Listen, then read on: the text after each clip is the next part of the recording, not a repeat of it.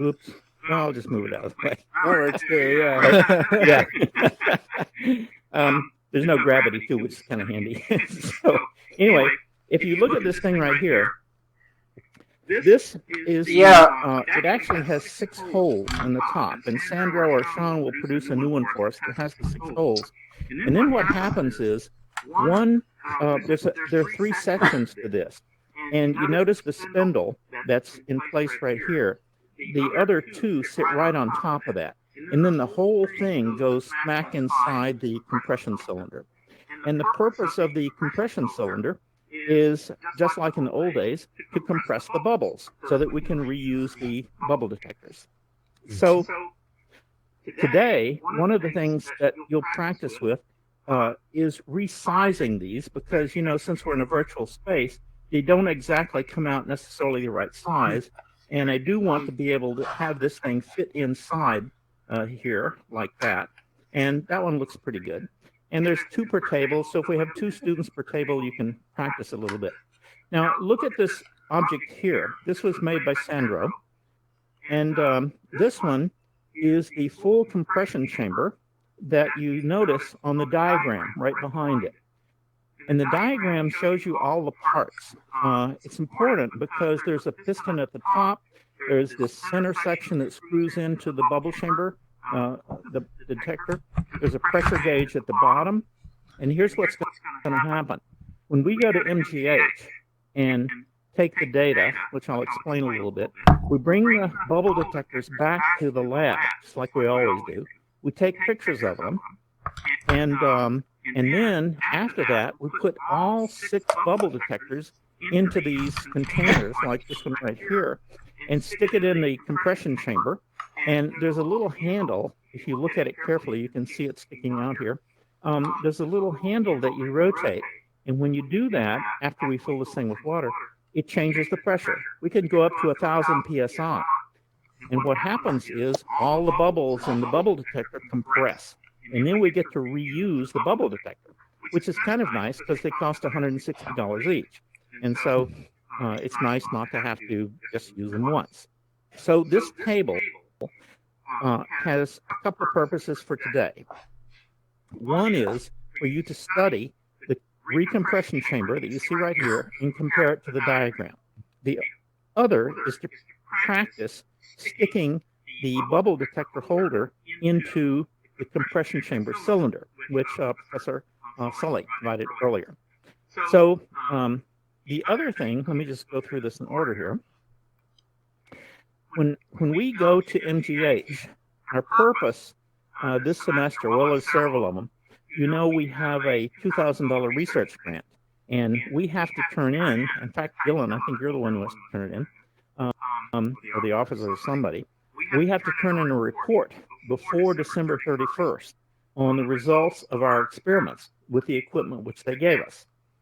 Now, the equipment which they generously supported consisted of these bubble detectors. Look at the center table here in the room.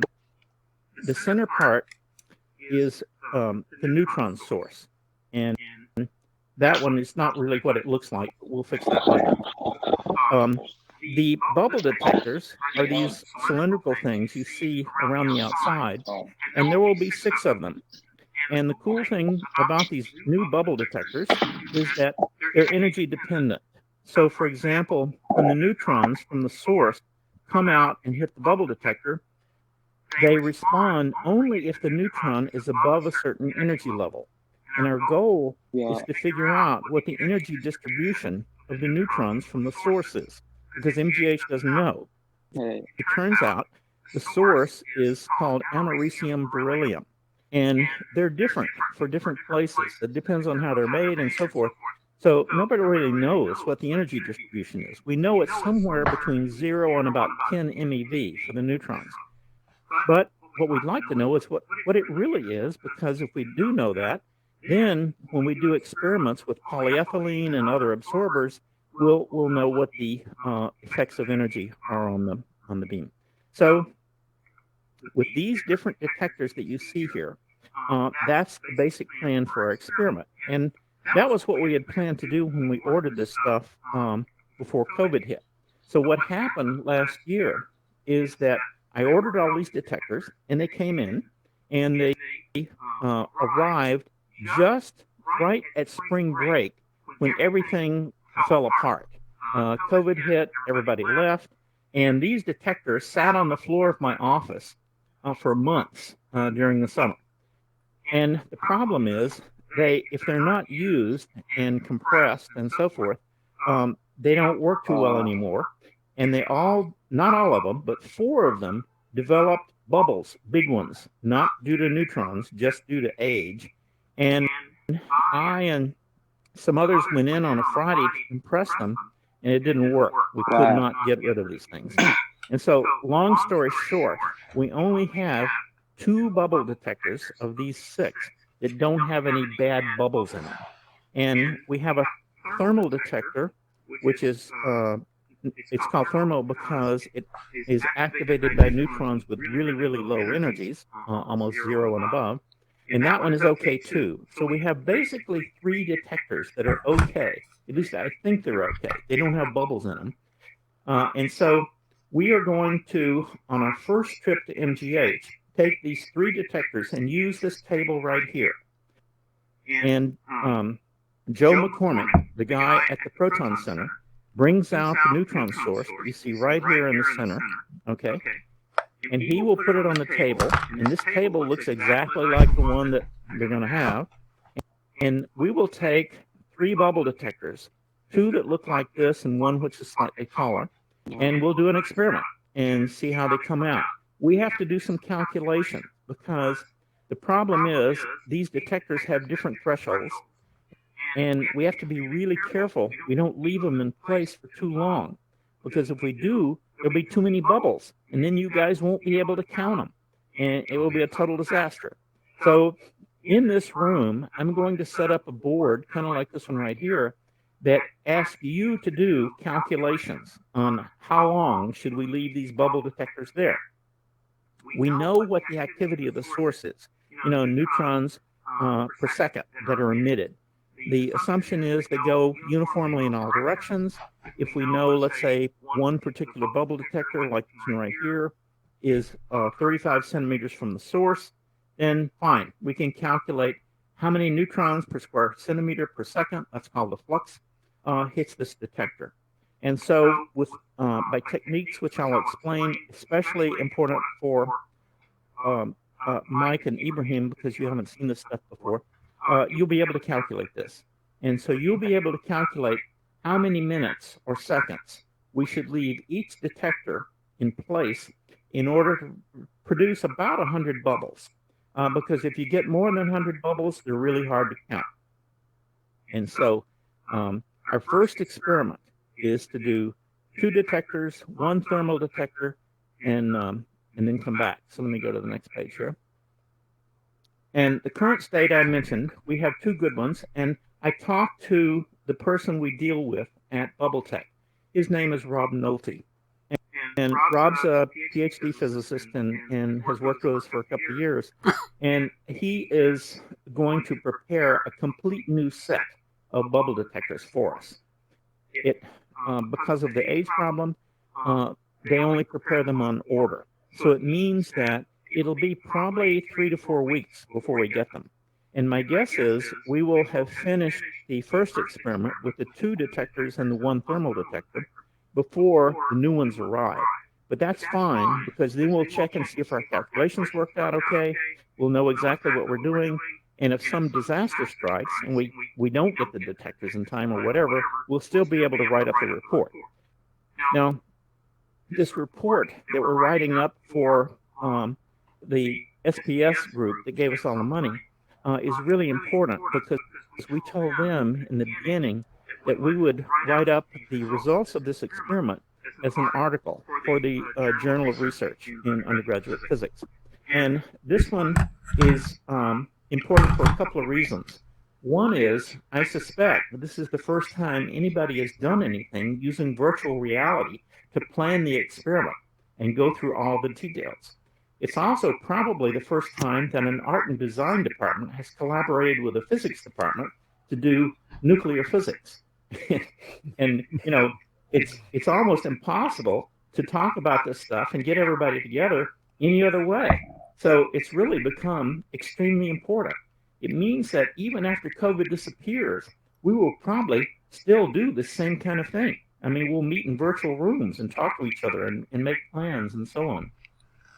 So anyway, number 5 here, where it says plans for next trip and the one following, I have to talk to Jackie Nyamwanda and Joe McCormick because their schedules at MGH are the main things. You realize because of COVID, none of us can get into MGH. Okay, so it is so totally different. Here's what's going to happen when we do the experiment. This table that you see right here, which Sandro produced with Fu's help, in measuring and Ibrahim's too, with pictures and measurements, this table is in pieces. The 2 legs that you see at each corner are just screwed in with bolts at the top. And so those come apart. And so when we go to MGH, which I hope will be in the next couple of weeks, I will bring my car in, and we will take this tabletop, and we'll take the legs and stick it in my car.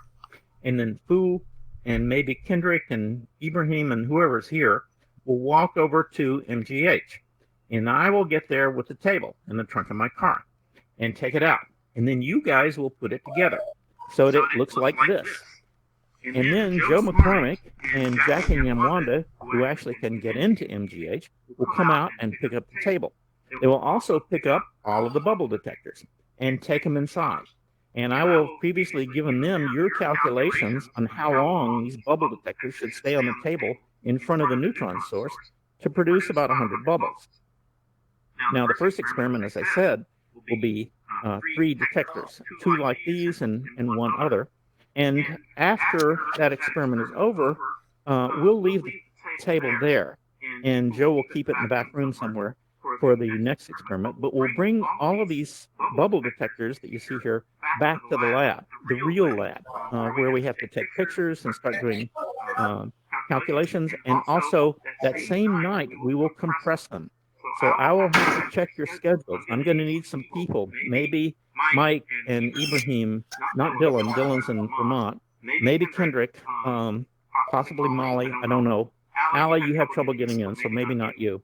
It should be fine in the next couple weeks. I'm supposed to get a bike, so I can come into campus much more often. You're going to be riding a bike? Yeah. That was my final solution. All right. Why don't you try that part first and see how it works out, all right? I'm not sure which is less safe, that or riding the subway. You'll have to think about Dylan that. Dylan rode a skateboard, so. Well, I know that Dylan used to ride a skateboard on every day, and so you can talk to him about that. But anyway, it's definitely true, especially now, because as all of you know, the COVID rates are going up.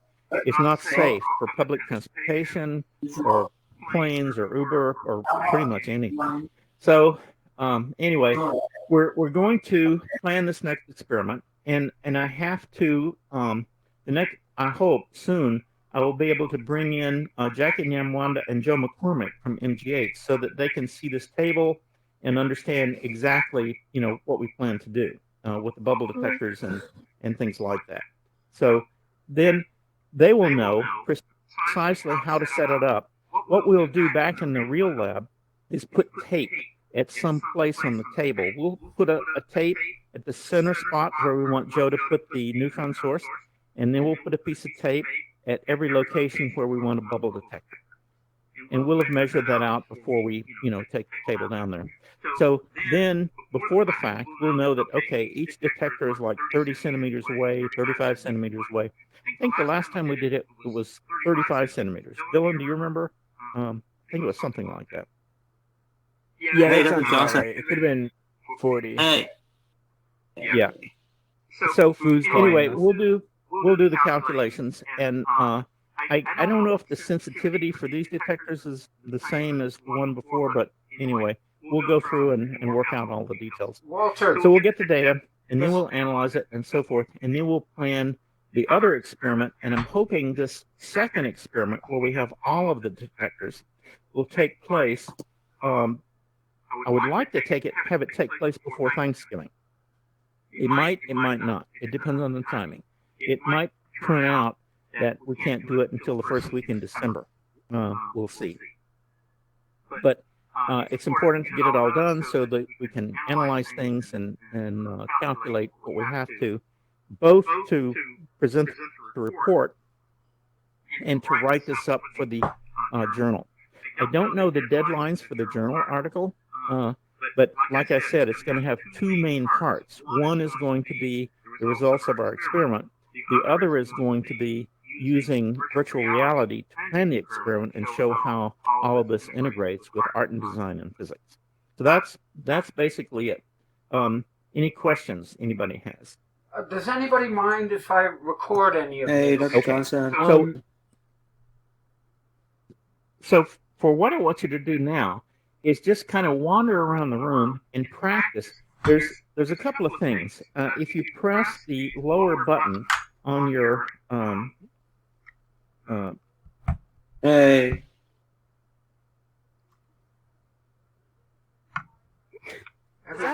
Everything.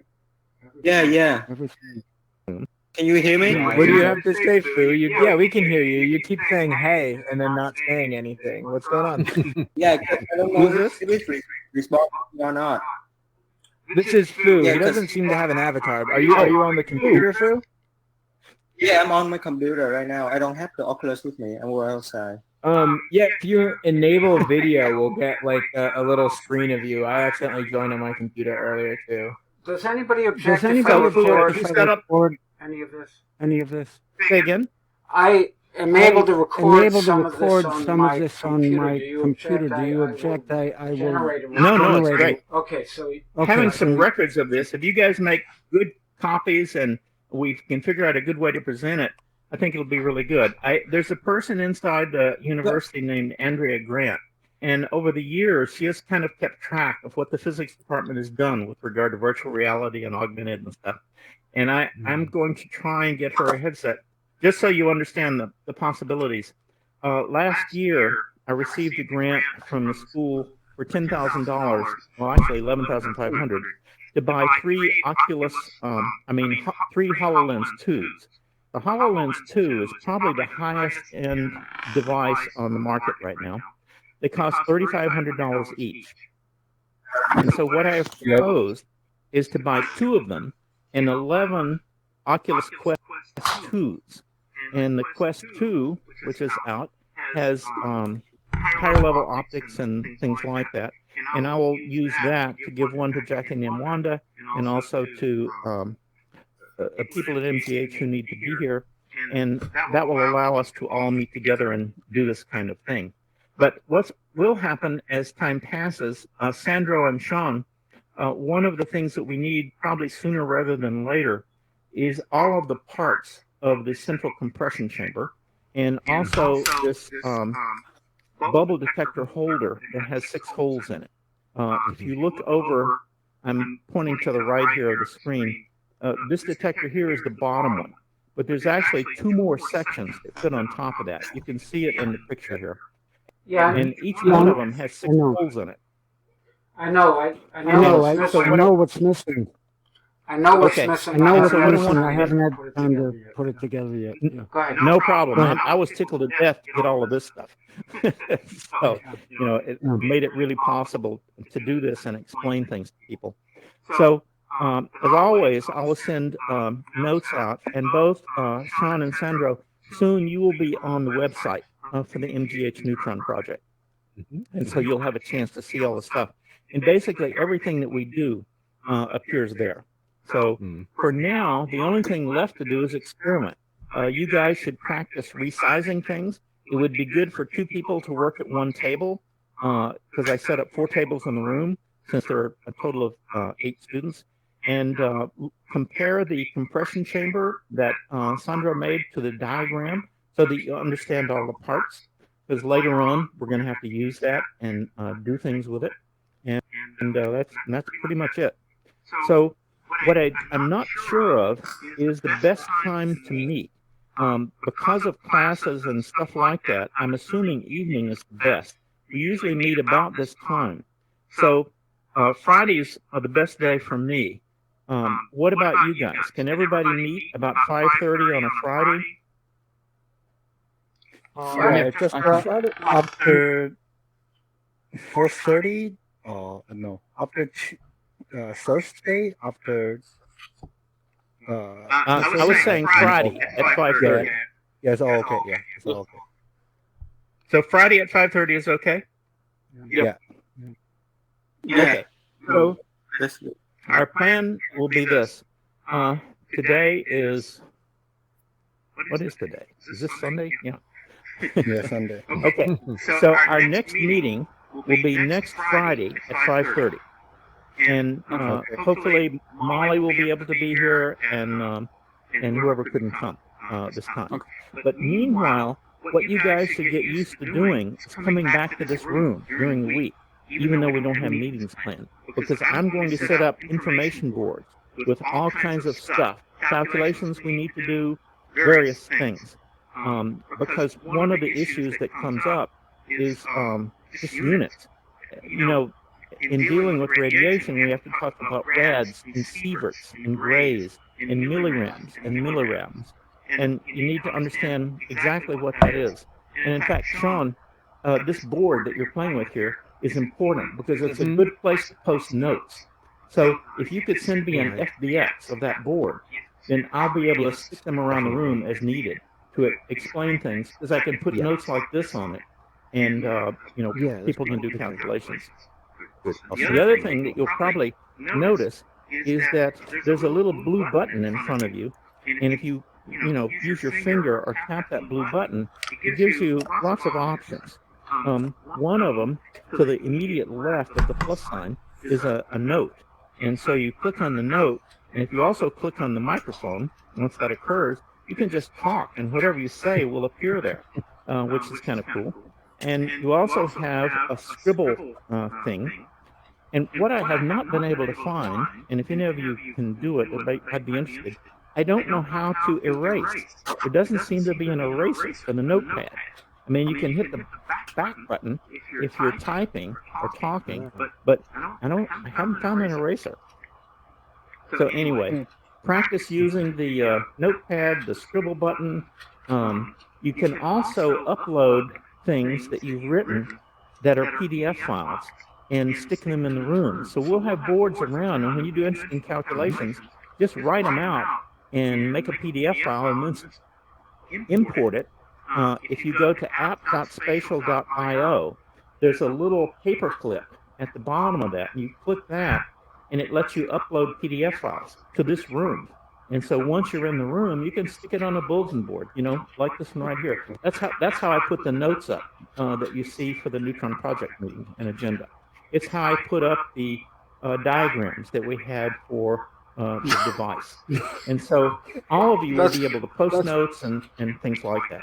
Now, the problem, of course, is we don't have total, it's not like file folders we have in